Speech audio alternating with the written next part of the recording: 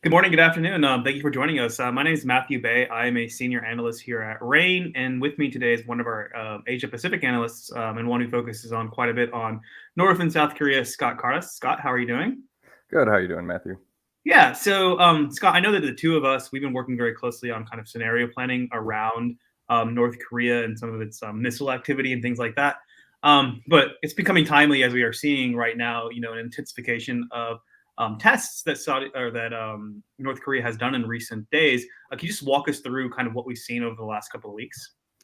Yeah, so we've seen your standard North Korean missile tests, and when I say standard, we kind of have to lay out a few things here. A lot of North Korean missile tests, instead of going far out, they go very high up and short distance, but very high altitude. That's because they Yeah. try to typically avoid flying over Japan. The Well, they're most also recent ballistic missiles. Ballistic missiles need to go into the Yeah, atmosphere. they definitely do. But there is something to be said about shooting a missile over your neighbor. Nobody really likes that. It's not, nicest thing to do. And obviously, the most recent test we saw, North Korea did shoot a missile over Japan. Now, this to also be very clear, I know a lot of people online were looking at this and thinking, the missile's flying over Tokyo. It's not. This thing was 1,000 kilometers in altitude, which was about And just for 620 context, some a miles. thousand kilometers, that's basically as high as the International Space Station, or actually higher. Yeah. So it's not. So I guess the distinction here is that they were flying a ballistic missile as opposed to a cruise missile. A cruise missile will be Hmm. close to the surface. So we've only Yeah. seen ballistic missiles recently, right? Yes, but we've only seen ballistic missiles, short and medium range ballistic missiles, or intermediate range ballistic missiles. Now, when we got also to keep in mind too, these medium or intermediate range ballistic missiles still reach a pretty far distance. These aren't like just some short 500-mile missiles. These are very, very, very long What distance is missiles. the range, like the maximum range of some of the recent ones that we've seen? The most recent one went about 4,600 kilometers, which is 2,800 ish miles. And it went over Japan, but again, it went over a far less populated area of Japan on the northern part. So North Korea is not trying to fly directly over Tokyo. They're not trying to send a message like that. Yeah, Their and I missiles can hit think what anywhere. illustrates that point is you just think about here in the United States, if we want to test a missile and we do it all the time, we have gigantic area. We can fly it over the Pacific Ocean, not really going to go anywhere. We can fly it over the Atlantic Ocean, not really going anywhere. Just you look at the map, North Korea is a very small country. No matter where they launch it in any direction, it's going to fly over somebody else's territory, basically. Yeah, yeah. And so that's what, like, the last time they did some of these flyovers was 2017. Again, they flew over Japan. It does cause concern. And I know, like, a lot of the media made it out like, oh my gosh, the air raid sirens are happening. But most people in Japan are like, what? Like, can't see it. It's really high up. So yeah, like, they are testing a lot of missiles, and they do test their missiles for their own purposes. They're not testing. I know, and I like to dispel this myth a lot. They're not testing these missiles to suddenly get some food concessions from South Korea or the West. They're not doing that. They're doing these missiles because they need to test their systems. Like you said, the United States tests their missiles. You need to have a missile system. You need to test it. If you don't, how do you know it's going to work? And we're seeing that kind of problem with Russia and Ukraine, and that's a whole different story. But if you're not testing your missiles, you don't know how reliable they are. Um, so I guess I agree that there's probably at the same time a lot of technical reasons as to why they're testing them, but the immediate back-to-back succession that we've seen, is there any though political motivation? Not so much in the sense of trying to get more concessions, but is there at least timing that we needed to think about? I know that a lot of people right now are expecting another nuclear test sometime in the next, I guess, imminently or the next couple of weeks, something around there. Is there anything to the timeline, even if it really isn't purely politically motivated? Yeah, the United States was just conducting these trilateral and bilateral naval exercises with the USS Ronald Reagan. That was in the waters between Japan and South Korea. So these missile tests could be kind of a response to that, saying, "Hey, we see your missile test or we see your naval test, and here's some missile tests." Just kind of a almost tit for tat sort of thing. You also have North Korea probably doesn't want to be conducting these missile tests in the middle of the upcoming Party Congress in China, which is taking place in a few weeks in October in Beijing, I believe. So because North Korea knows that this grabs headlines, they still do this with at least some tacit acknowledgement of Beijing. So they're not going to want to steal Beijing's thunder on the international stage when that's something Beijing really wants everyone to be aware of, and it's kind of their week, so they don't want anyone to steal that thunder. So it could be some of that. It could be just maybe some issues with Japan. There were some, obviously we see some recent discussions with Japan and South Korea. Maybe it's saying, hey, we'll fly a missile over your head, Japan. Just remember, we're still looking at you. But there's a number of things it could be, but I still think it's heavily driven by just their internal. Yeah, I mean, from just an engineering and a standpoint, that makes perfect sense. I do have a question though that I think is an interesting one. I believe this is the first barrage of these not attacks, I guess, of the tests. Sorry, my brain's been thinking about a different conflict right now.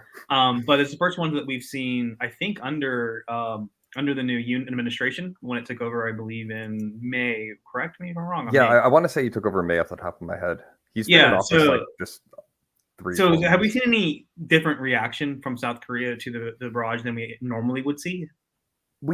Yes and no. Under the previous administration, Moon Jae-in, he was a more liberal. He was in the Liberal Party, so he didn't really respond typically to any North Korean I put this in quotes, provocations. Although before he left office, he did respond to some North Korean missile tests with their own fighter drills. South Korea launched a few of their rockets and missiles into the sea. Could demonstrate that South Korea is like, we also have capabilities. And to demonstrate specifically South Korea's decapitation strategy, they have a strategy because they don't have nuclear weapons to, have precision airstrikes or rocket strikes or missile strikes to kill high-ranking North Korean officials to effectively destroy their command structure.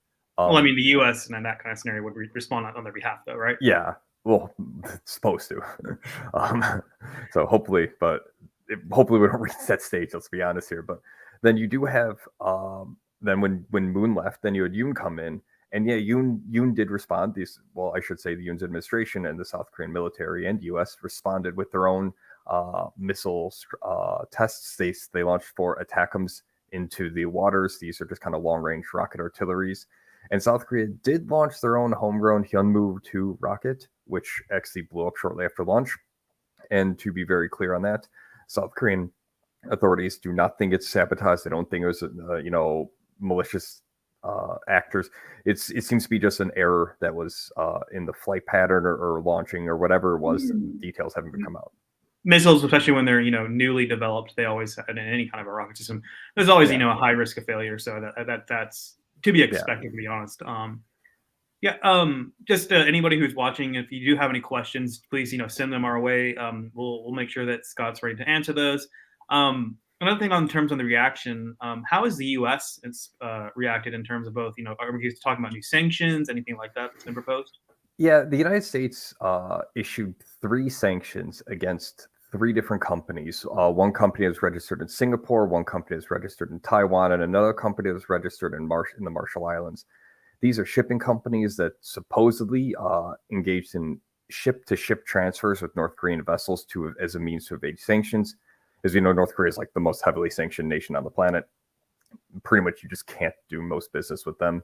And to be kind of clear too, sanctioning these 3 companies, in my opinion, won't really do anything. Yeah, it's not even really a sanctions thing. It's more of an enforcement action as opposed to, tougher, more sanctions. Because as you say, what can the U.S. do with what's not sanctioned, obviously, of course. Yeah, so a lot of times they're not even sanctioned, like, let's say, North Korean company. They'll sanction, like, a Chinese individual, businessman who they say helped fund the weapons programs.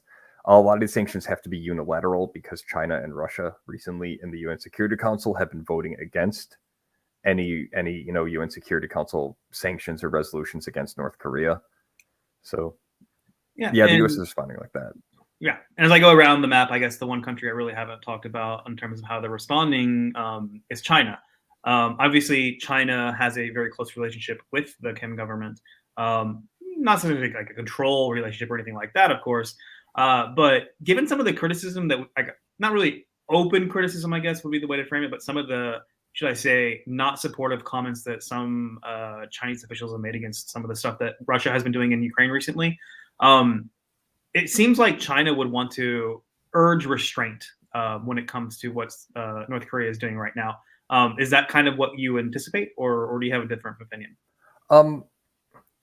It's interesting because, like you said, China doesn't control North Korea. I know, again, a lot of people, you see on social media, places like Reddit are always like, no, Xi Jinping controls Kim Jong-un. That's not really the case. They do influence North Korea is very heavily dependent on China, but China is also not about to just let North Korea collapse.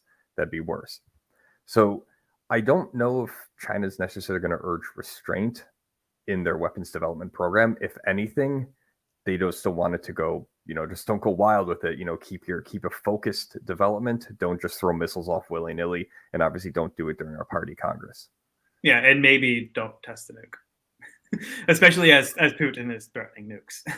Yeah, yeah. I'm actually intrigued by that because like you mentioned earlier, the South Korean National Intelligence Service briefed not the White House, the Blue House, the South Korean, well, no longer the Blue House. Sorry, the South Korean presidency and Yoon administration was briefed saying that they believe there will be nuclear tests between October 16th and November 7th. It's a pretty specific time frame. It's just before the U.S. midterm elections, and it starts right around the Chinese Party Congress. So I don't think the National Intelligence Service would say this without having a very, very, very good idea that this is happening. And also, North Korea wouldn't be, if you're going to prepare for a nuclear test, there's a lot of precursors, a lot of indicators that you do. And North Korea's been having these for the past year. They've been fixing up the Punggye-ri nuclear test site, which is this mountain that they test underground. They've been fixing up those tunnels. There's been activity at the nuclear reactor there to spin up more fissile material. So we've been seeing this for the past year, and North Korea isn't in the position where they could just waste time, energy, and effort on having this big fake out. Like, if you're going to do a nuclear test as North Korea, like, you're going to do it. You're not just going to prepare, go all the way, and then be like, psych, guys, April Fools. So I have a feeling North Korea is still going to conduct their nuclear test. I don't think China is really going to be upset at it as long as it doesn't go catastrophically wrong and it doesn't take place when China doesn't want it to happen. Matthew, I think you're muted right now. I am. Thank you.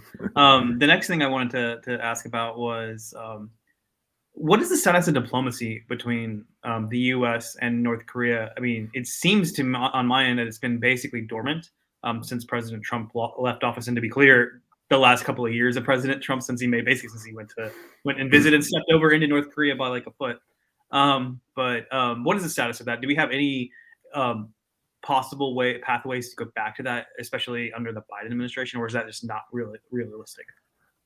For the most part, the United States administration, I don't think, is going to try and take a lead on negotiations, partly because the U.S. is just too distracted. Look at Taiwan, look at China, look at Ukraine, Europe, and everything else with that. Look at the domestic problems in the United States. We have inflation, we have all these other problems, Fed hiking rates.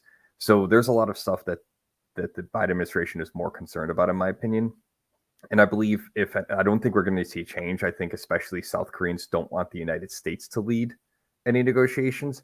So the Yoon administration and South Koreans in general are going to be like, no, we'll lead this. You just back us up. And for the most part, I think the United States will. I don't think the U.S. is going to say, well, we don't agree with that. Well, we're going to withdraw our support. No, South Korea, they have their own desires, and Yoon is harsher on North Korea, but he's not refusing to speak to Kim Jong-un.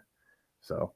Yeah, and I don't think right now, the U.S. is focused on other things. It doesn't seem like the U.S. has as strong of an interest as it once did on the denuclearization aspect in North Korea. Although I guess the open question is if we do have another test and say that's followed up by another test next year, do the quick succession of that put it back into the United States focus as a major issue? Although I still think, their hands are going to be somewhat tied because there's an active war in Ukraine that could actually become a nuclear conflict. But I'm just wondering if an actual test doesn't change the U.S.'s perception on what they would need to do relative to North Korea. Yeah, it also heavily depends on what type of nuclear test is conducted. Your standard nuclear test, which is, hey, we have a nuclear bomb or a nuclear missile, whatever. Okay. But if you miniaturize the warhead and are able to put it on some of these long-range ballistic missiles, now you threaten the United States mainland, continental U.S. with an ICBM, intercontinental ballistic missile, that has a nuclear warhead. Suddenly you're actually threatening the U.S. That could change some things, but I don't think the U.S. is fundamentally going to be able to change their policies towards North Korea. In my opinion, the concept of denuclearization in North Korea is such a far-gone conclusion, but to so many American politicians, you have to keep saying it you've painted yourself into a policy corner where you have to keep saying it, even though there's literally no chance that North Korea is going to give up their nukes. They Yeah, but just passed a law. you go back to 2016, I guess 2016 to 2017, 2018 though. There was a lot of significant concern that we could actually have conflict breaking out. I know, U.S. military was looking at various operations they could be doing in the event of a conflict on the peninsula. We had a lot of clients asking us, well, what do I need to plan for in terms of the contingency? What could happen to Seoul? What could happen to Busan? What could happen to some of the port infrastructure in South Korea? And also, how does it affect other places?